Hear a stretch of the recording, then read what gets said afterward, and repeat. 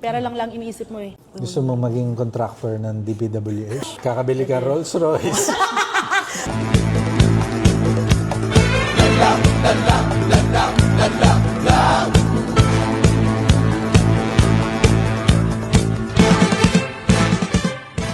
Tanong ko sa'yo, kung mabibigyan kang pagkakataon maging artista, papayag ka?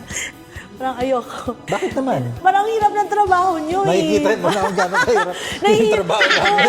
Oo, totoo. Ang hirap. Kasi dati, nung nag-start ako ng business na to, nag-shoot ako. Nung para sa namin, videos lang, photos lang ng office. Half day. Tapos, grabe, parang stress na stress ako, pagod na pagod ako. Naintindihan ko ngayon yung trabaho ng artista. Ang hirap pala. Me, I'm working inside the office. Parang, eto yung ginagawa ko. Pero yung artista, grabe. Yung every galaw mo, parang pakatapos parang sakit ng katawan ko. Hindi ko maintindihan eh. Parang lalagnatin ako. Kaya ayoko. Sa ngayon, ayoko. Sa totoo lang, mahirap. Mahirap po talaga, artista. no? Kunyari, sanay ka dun sa trabahong hands-on. 8 to 5, 9 to 5, Yes. type of work na every minute meron kang ginagawa. Yes. Sa pag-aartista, binabayaran ka para mag-antay. Totoo yun. Totoo yun. So, kunyari, 12 hours artista ka. Tapos, yung trabaho mo for today, kunyari, 12 hours. Yung 11 hours doon, nag-aantay ka. Yung 1 hour doon, yun lang yung kinukunan ka. Kasama ka na sa eksena. Ganun talaga eh. Nakakainip. So, kasi nag-aantay ka ng scene mo. Hindi ka pa pwedeng umalis kasi, di ba? Kailangan pag tinawag ka, ikaw na. O kunyari, yung kinukunan natin, dito, average siguro mga 15 to 40 eksena sa isang araw kukunan. Eh kunyari, doon ka sa dulo. Hindi ka Antay ka buong araw. So, halimbawa, Parang- kung may call time kayo, tapos kung sa dulo ka pa, you will wait yung haba na yon. Yes. Ayoko So, nga. mahirap. Hindi talaga. Pag mainipin ka, hindi ka pwede. Mainipin ako. Dito nga sa trabaho, pag may pinapagawa ako, tapos sasabihin ko sa kanila, ito gagawin mo. Tapos sabi ko, within 15 minutes, balik mo sa akin. Sabi niyo, bukas pa naman ito gagawin. Hindi, ngayon na. Sabi ko, send mo yung morning, send mo sa akin, like, ngayon na, send mo sa akin, like, no, so, tatawa kayo, nalatin na ako. Gusto mo maging contractor ng DPWH? Oh, so yun ngayon. Alam mo kanina, iniisip ko talaga yun. Alam mo, magaling yun na magandang negosyo.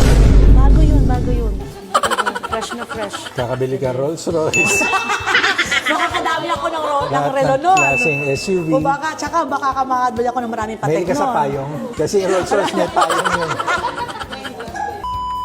In-interview ko yung mga staff mo. Sabi nila, sobrang sipag mo daw. Di ka na raw natutulog. Tulog ba naman? Yung oras mo, kailangan nandyan, di ba? Siyempre, hands-on ka sa negosyo mo.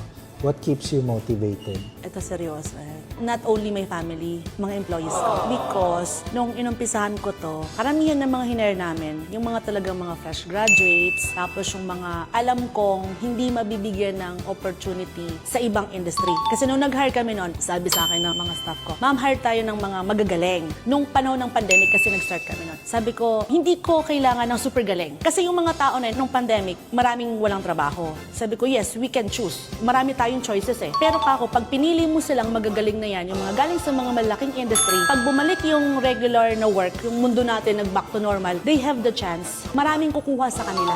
Sabi ko, ang kuhanin ninyo, yung mga fresh graduate at alam mong talented din, pero hindi pa nabibigyan ng chance. Kasi yun ang kailangan natin. Galing naman. Yes. Ilan ang mo? Ilan ang empleyado? Sa ngayon, nasa 100 plus na sila. Napakaswerte mo naman. You will see later. Ang bait yung amo niyo. And then I choose also the young people. I give them the chance. Very good. Tsaka tama yun, yung mga bata. Wala pang kapaguran yan. Tsaka sa amin kasi social media. Pero Yung generation nila is generation different. nila, iba na sila mag-isip eh. Iba mag-isip.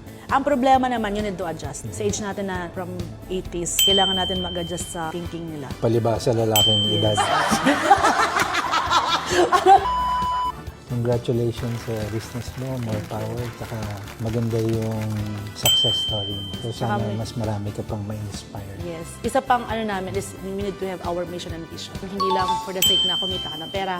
Dapat may tinitingnan tayong kailangan natin gawin. May purpose. Ito. Kasi pag walang purpose, wala. Just money, walang mangyari dun eh. Pera lang iniisip mo eh.